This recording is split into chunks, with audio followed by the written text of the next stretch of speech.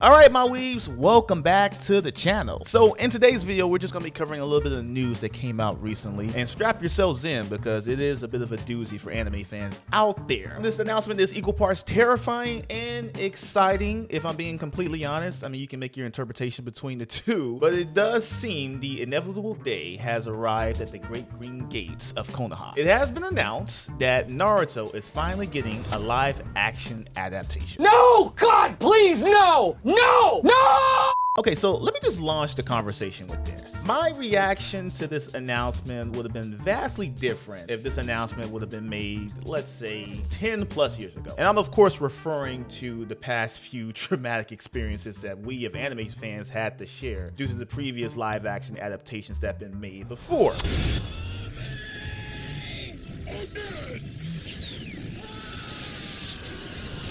Truly dark days. But as time has progressed and anime has undoubtedly penetrated the zeitgeist, let me attempt to make a case on why you should be, as an anime fan, excited for this announcement. So just kind of sit back and allow the oxygen mask full of coke to just seep in as I try to expound on why this is a good thing. So you guys tell me and let me know in the comment section if I'm off the mark, if you have a different opinion. But I think it's fair to say that the last few live action adaptations for anime that's been popular, obscure, or otherwise have been, dare I say, decent. Now, granted, the bar is low, and that seems like an understatement.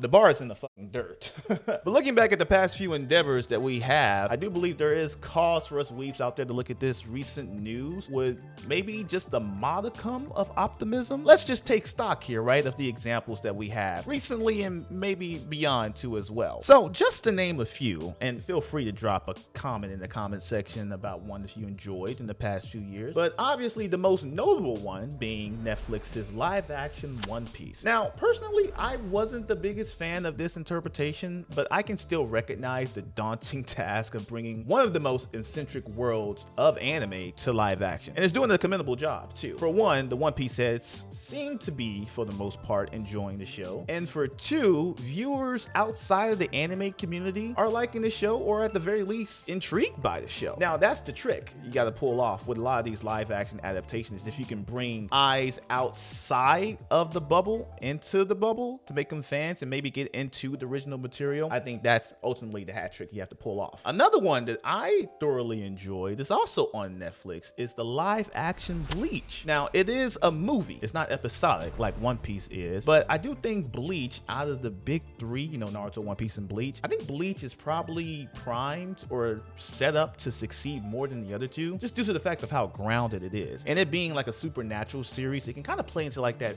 action horror genre. Like with the opening of the movie, I was kind of locked in because I'm like, wait a minute, some people should revisit this because they were kind of cooking in the beginning of that movie, and it can kind of work with contemporary sensibilities too. One of the standouts in the film was the guy who actually played Renji, Taichi Saotomi. Now, whenever he was on screen, I was locked in. I was kind of perked up on the edge of my seat here because he had some battle scenes with Ichigo, or whenever he's fighting the Hollow, man, it felt believable. The choreography was clearly there. The line work was very fluid, and the movement, man, like him swinging around Zabimaru, it was believable. But also there's other parts of the film, I mean, with the guy who was playing the Yakuya, it kind of broke my immersion every time he came up on screen. There's a level of cringe that we have to accept with these live action anime adaptations too, but I don't know if it's just like his get up, like his costume, it just kind of felt cosplay, and like his hair it was a whole bit. But like, I think they should take another crack at this. I think it really can work in today's day and age with live action adaptations. So if you have some time, go check out that live action Bleach movie. It came out in 2018, so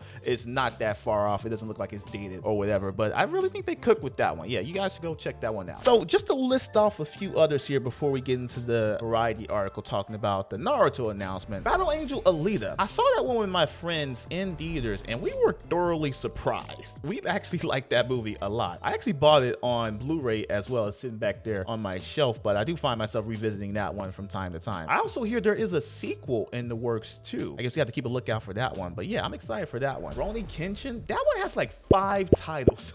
on Netflix. So it's clearly found its audience. And what I've seen on YouTube from the clips between the swordsmanship and the fighting, I'm like, yeah, they kind of doing their thing over there. Yu Yu Hakusho, oh man, like the pacing was abysmal. It really was. I mean, the great action scenes, but you'll find that is like the trip up with a lot of these live action anime adaptations is that they're trying to compact so much storytelling that spans over maybe 50 plus episodes in the season and compacting into 8 episodes or a 2-hour movie. It's usually the trip up with a lot of these adaptations. And the Cowboy Bebop one, that one's probably the most tragic one because I know a lot of people were involved in that one, were actual fans of the show, but it just wasn't received well. Hopefully they can revisit that as an actual movie or just try another live action adaptation too, because that one, that holds some weight with anime fans who are fans of that series. Like that one is probably a tip pull for anime viewers out there to start off with anime. Like that's the ones that you either don't touch or you do perfectly. A lot of these series, there's some hit or misses, but we'll just have to take this as they're gradually getting better, I'd say, or at least they're a step above of where they used to be in like the early 2000s with something like Dragon Ball Evolution. God, let's not regress to that. But let's get into this article talking about the Naruto announcement. All right, so let's get into this article, huh? It says here, Naruto movie launches global casting search to find actors to play live action Naruto, Sasuke, and Sakura. The live action Naruto movie is launching a worldwide casting search to find its 3 leading actors. The adaptation of Masashi Kishimoto's classic manga is backed by Lionsgate. Okay, interesting. The casting search will fill the roles of Team 7's Naruto, Sasuke, and Sakura. No Kakashi yet, huh? Additional casting supporting roles will follow. Destin Daniel Cretting, the filmmaker behind Marvel's Shang-Chi and the upcoming Spider-Man Brand New Day, is writing and directing the project. See, I'm excited about that part. This guy's got me excited. And I'm seeing Brand New Day tomorrow too, so I'm excited for that one. Kishimoto's stories have been inspiring a generation of fans around the world, and it's an honor to bring his world and characters to the big screen in live action for the very first time, Crichton said in a statement. No, so there is some truth to that. I think I read like some statistic on Instagram, or it was probably just like a motivational post, but it said that anime, or the generation that grew up with anime, tend to be more resilient than previous generations just due to like how inspirational anime is and how to take on hardships in life. So I mean, us as anime fans, we can kind of attest to that for like Gen Z and millennials out there too. So maybe there's some truth to that too. I'm also thrilled to kick off this worldwide casting search for our Team 7 and bring the incredible universe of Naruto to life. Okay. The Naruto creator, Masashi Kishimoto, forever grateful sir, added, right now, miracles are happening to me, one after another. My work, Naruto, is truly becoming a Hollywood movie. An even greater miracle is that the film will be directed by the one and only Destin Daniel Cretton. I think that is a good choice. I think that's a good pick for this director. I still not can't believe it. If so many miracles have already come together, then let us hope for even more. I'm eagerly looking forward to the miraculous encounters that will bring us extraordinary and passionate actors. I cannot wait to meet my characters in this film. Lionsgate announced the live-action Naruto movie in February of 2024. Oh, really?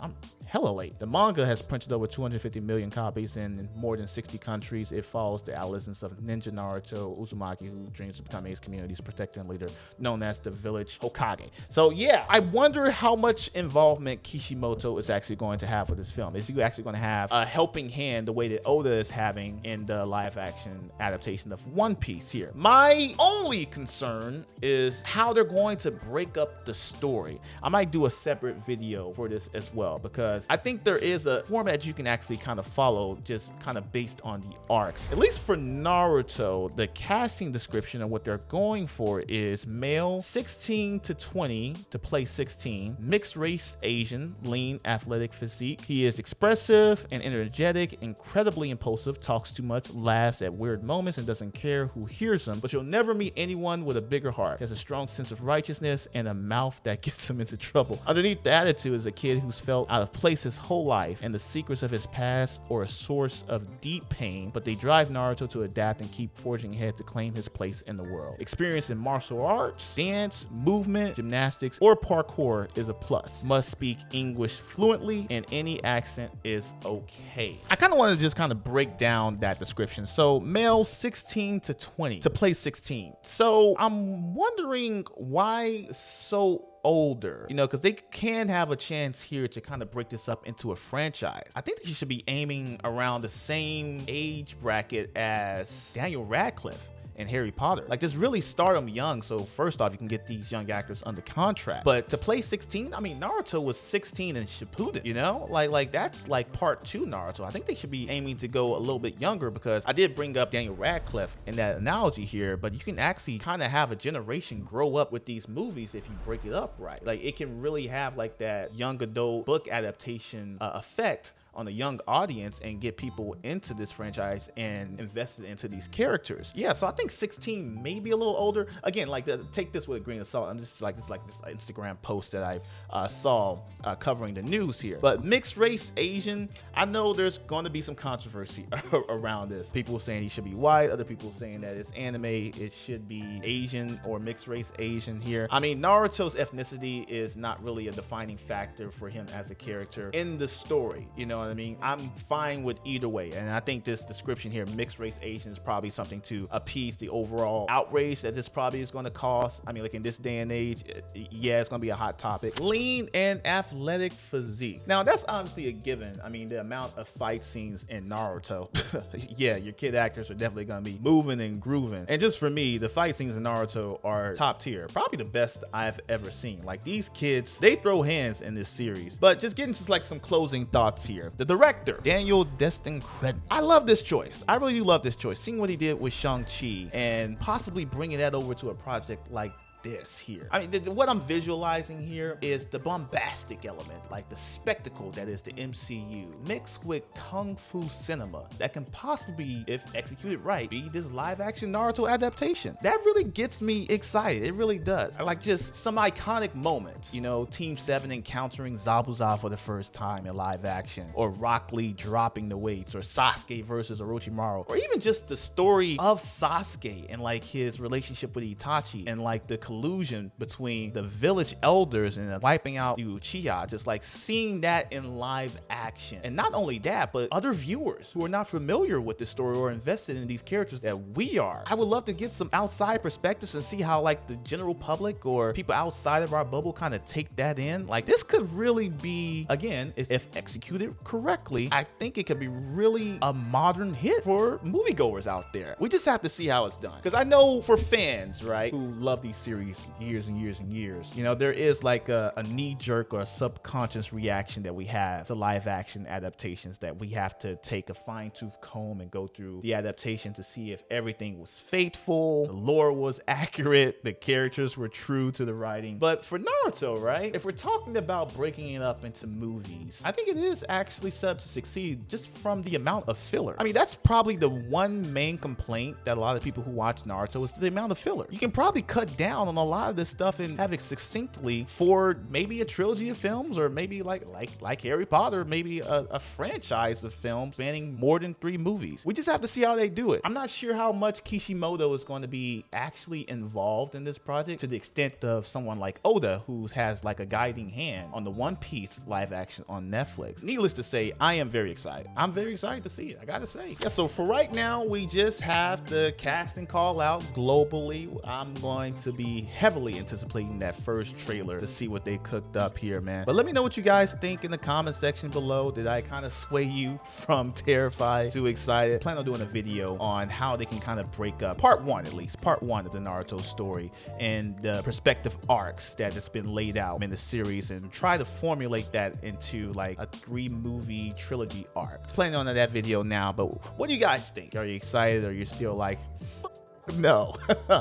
Definitely let me know in the comment section below. And as always, guys, thank you for checking out this video so much. Be sure to hit that like, comment, and subscribe, and share this video. That just lets YouTube know you like what you're watching. Until then, we'll see you next time.